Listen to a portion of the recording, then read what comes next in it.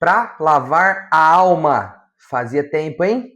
Fazia tempo que o Santos não nos brindava com um jogo tranquilo e com uma goleada, né? Eu sou o Edu, o Santista do Alambrado, e hoje vou analisar aqui com vocês, comentar um pouquinho sobre Santos 6, Velo Clube 0, o jogo que nos deu aí a vaga para as quartas de final. O Santos enfrenta o Novo Horizontino em Novo Horizonte, provavelmente no final de semana que vem.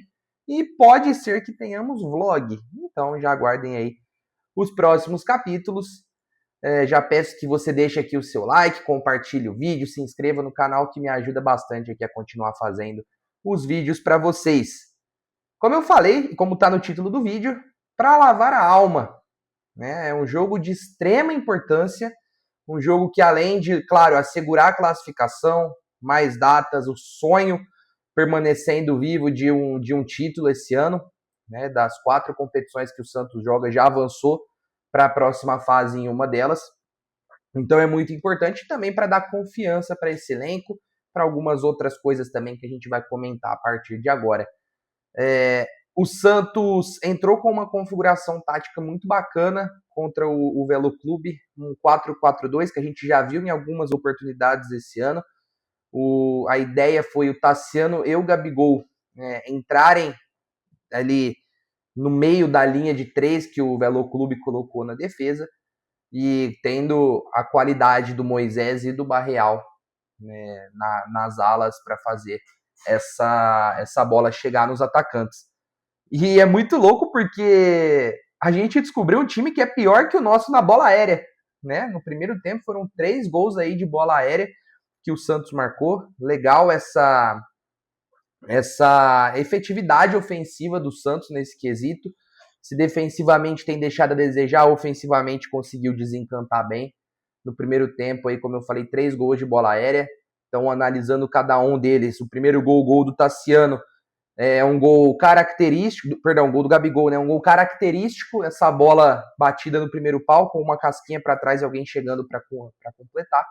Depois, um belíssimo gol de cabeça do Moisés. Quando a gente fala que gol de cabeça não tem como ser golaço, toma aí o gol do Moisés trazendo essa estatística diferente, né? Um golaço de cabeça. E depois o gol do Tassiano também, um belo cruzamento do Bom Tempo.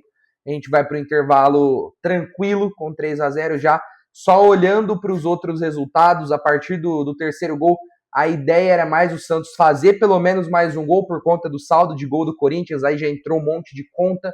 Então a gente ficava nessa expectativa de sair um quarto gol do Santos enquanto o Corinthians empatava o jogo. Acabou ganhando, não fez muita diferença assim. Mas o Santos buscou o que... O Santos não parou de jogar, na verdade, né? No segundo tempo isso foi muito importante, já entrou logo o Neymar no intervalo, entrou o Miguelito, é bom que descansou o Barreal. O Tassiano fez um gol, deu uma assistência, cumpriu a função dele, deu ali para o Neymar a oportunidade de ter um tempo inteiro de jogo, um ritmo que ele tanto precisa nessa volta. Né? No segundo tempo, os gols do Santos não saíram em jogadas aéreas, foram 2 golaços de fora da área e um passe espetacular do Neymar para o Rony em profundidade, que achou o Roleiser na área. Então o Santos fez aí 2 tempos muito distintos na criação de jogadas, enquanto em um o Santos buscou muito o jogo aéreo e foi feliz com isso. No segundo tempo, o Santos colocou a bola no chão e os chutes de média e longa distância e também foi muito feliz. Não temos muitos destaques negativos para falar desse jogo. Na verdade, a gente só tem um, que fica por conta da atuação do Mike. O Mike não tem a mínima condição. É muito ruim que um jogador tenha ido mal em uma partida onde o seu time ganha de 6-0. É até estranho falar isso. Mas o Mike, ele não tem fôlego mais, ele não aguenta mais jogar bola, ele não aguenta ir até a linha de fundo, ele não tem a qualidade técnica no passe, no cruzamento que a gente precisa, e ele não aguenta voltar para marcar. Tanto que o Barreal foi extremamente sacrificado nesse primeiro tempo que ele fez, justamente porque o Mike subia, não aguentava voltar, o Barreal acabou virando lateral direito ali para cobrir a ausência do Mike. Então só fica daí esse destaque negativo da partida de ontem, né? Enquanto destaques positivos, a gente tem uma série deles para fazer. né? Primeiro, excelente partida defensiva do Vinícius Lira. Acho que foi a melhor partida defensivamente falando dele. Fez cortes importantes. O Velo Clube não se criou pelo lado de lá. No meio-campo, o William Arão é muito bom estar de volta, é muito bom termos o William Arão e é muito bom o Santos também ter contratado um volante nesse final de semana. Tomara que chegue bem. E isso vai acabar tirando espaço de Rincon, que já não tem muito mais, Schmidt, por exemplo, e incorporando o setor que, na minha visão, é o mais carente hoje. Ainda precisa trazer mais um ou dois volantes, além do Oliva, que tá desembarcando no dia de hoje, né? Mas é muito bom ter o William Arão, ele dá toda a sustentação defensiva no meio campo que o Santos precisa. É muito pouco a gente só ter um jogador que faça isso, justamente porque na ausência dele a gente tem um cara que é incapaz de fazê-lo, mas o William Arão foi espetacular. E para mim o melhor em campo, Gabriel Bom Tempo ao lado dele, também fez uma partida espetacular. Não só pela assistência, mas também por todo o controle do meio campo ao lado do Arão.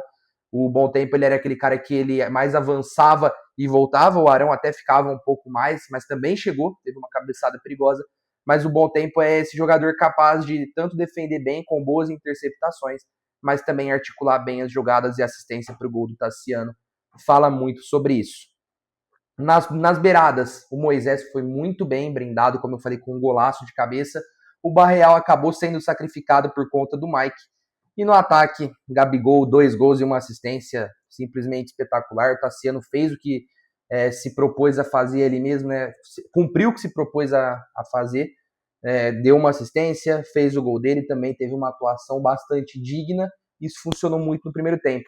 No segundo tempo, o Santos mudou muito a sua configuração, porque o Santos trouxe jogadores mais técnicos. O Santos tirou o Barreal e trouxe o Miguelito que é mais técnico, e tirou o Tassiano e colocou o Neymar. Por isso que se explica o Santos criando mais esses lances, né? Com chutes de longe, com infiltrações, a bola mais no chão do que no primeiro tempo. O Neymar voltou muito bem, fazendo movimentações muito interessantes, até nesse final de Campeonato Brasileiro, quando ele destruiu ali, colocou alguns jogos no bolso, ele não tinha toda a mobilidade que ele apresentou ontem. Se ele continuar com essa mobilidade, pegando o ritmo de jogo, vai voltar a ser um Neymar que ainda não vimos 100% aqui no Santos depois da volta, mas vai ser o Neymar aí que vai nos dar muitas alegrias e visando principalmente, claro, para ele a Copa do Mundo no meio do ano. Miguelito é mais técnico que o Barreal, entrou muito bem. Como o Santos começou a ter mais qualidade na frente e mais a posse de bola, o Miguelito não precisou ficar voltando tanto para cobrir o Mike, não precisou se sacrificar tanto, o Santos acabou tendo mais qualidade. E quando eu achei que o Vojvoda poderia fazer alguma alteração que a gente desaprove, ele me surpreendeu muito. Porque ao invés dele tirar o Arão e colocar o Schmidt, que seria alteração natural, ele não, vamos continuar com a bola, vamos continuar tendo essa qualidade. Ele tirou o Arão, colocou o Gabriel Menino, fez um gol, talvez o gol mais bonito do campeonato, um gol muito absurdo mesmo. E o Santos continuou com essa característica de bola no pé, bola no chão, controlando o jogo através da posse, coisa que a gente não via fazia muito tempo. E então essa alteração do Vojvoda também foi muito, muito importante. Depois, claro, Rony entrou muito bem também, deu uma assistência, correu. O Laser no primeiro toque na bola, calando alguns, principalmente na transmissão, fez o gol dele. Então foi um jogo muito importante para algumas peças pegarem confiança, outras peças começarem a ganhar mais ritmo, como é o caso do Arão que estava parado, do próprio Neymar, o Laser ganhando confiança, como eu falei. Talvez, acho que ele e o Brasão são os únicos jogadores que entraram em todos os jogos. E o Vojvoda mostra que, com um leque de opções no banco, ele não coloca aqueles jogadores questionáveis que a gente fala aqui toda rodada. Quando a gente tinha o Moisés de titular, saiu o Moisés, entrou o Rony. No último jogo, o Moisés entrou. Lógico que o Lautaro entrou no final, mas hoje tínhamos mais opções. Então, o trabalho do Vojvoda com opções passa a ser um trabalho passível de cobrança. Então, ontem entregou, o Santos fez até mais do que o esperado. Se a gente falar, era obrigação do Santos ganhar do Velo Clube. Claro que era. Só que, desculpa, gente, 6-0 não é cumprir uma obrigação. Cumprir uma obrigação, 2-0, um 3-0 ali, vai. 6-0 já é muita coisa, mostra que o Santos não tirou o pé em momento nenhum, que o Santos foi realmente para cima e foi brindado. Quem foi na Vila Belmiro foi brindado com essa atuação. O Vojvoda acertou em todas as substituições, provando, como eu falei, que com o elenco na mão, o Vojvoda consegue desempenhar um trabalho. Espero que a diretoria esteja atenta, traga os reforços que ele precisa, mais um ou dois zagueiros, traga mais um volante além do Oliva, lateral esquerdo, e que o Vojvoda tenha essas opções para o Santos conseguir desenvolver o futebol que a gente espera, né, com o elenco que tem se proposto a montar. Marrone, Moisés, Gabigol, enfim, são opções muito legais aí, o próprio Bom Tempo, Arão. A gente precisa de uma boa base, uma boa sustentação para o Santos conseguir brigar por algumas coisas esse ano, a começar pelo Campeonato Paulista. Como eu falei, no final de semana que vem, provavelmente teremos vlog, vai depender um pouquinho do valor dos ingressos. Espero que o Novo Horizontino não pratique ingressos abusivos como o Santos faz, mas pode ser aí que tenhamos vlog. Se não tivermos vlog, teremos análise aqui pós-jogo entre Novo Horizontino e Santos pelas quartas de final do Campeonato Paulista. Essa semana não tem Campeonato Brasileiro, então estamos livres aí a semana inteira para curtir Carnaval, curtir um pouco desse descanso. Até não postei o vídeo antes porque eu estava viajando, acabei de chegar de viagem em casa. Então a gente vai conversando aí conforme as coisas vão acontecendo em relação ao Santos. Agradeço a você que assistiu até aqui e é o Santos!